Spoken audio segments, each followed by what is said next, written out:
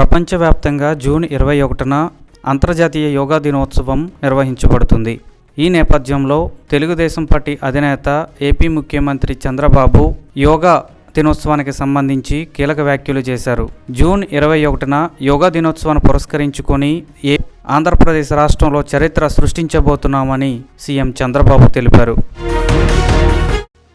ఆంధ్రప్రదేశ్ రాష్ట్రం చరిత్రలో ఒక నూతనమైన అధ్యాయానికి శ్రీకారం చుట్టబోతున్నాం. అదే 10వ ఇంటర్నేషనల్ యోగా డే. ఇది ఈ సంవత్సరం జూన్ 21వ తారీఖున ప్రపంచం మొత్తం జరుపుకునే పెద్ద ఈవెంట్.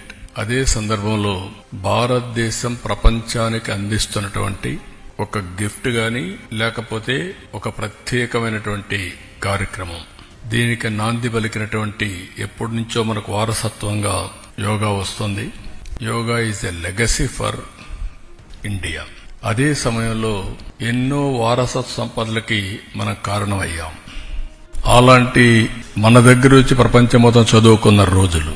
అలాంటి ఒక్కొక్క దాన్ని మళ్లీ గుర్తింపు తేవడమే కాకుండా ప్రపంచానికి దీని విలువ చాటి చెప్పించి వాళ్లు కూడా అమలు చేసే విధంగా తీసుకొచ్చిన ఏకైక వ్యక్తి నరేంద్ర మోడీ గారు. హిందూ నాగరికత అతి ప్రాచీనమైన నాగరికత, కానీ దీనికి ప్రత్యేకంగా గుర్తింపు తెచ్చిన వ్యక్తి ప్రపంచం మొత్తం నరేంద్ర మోడీ గారు.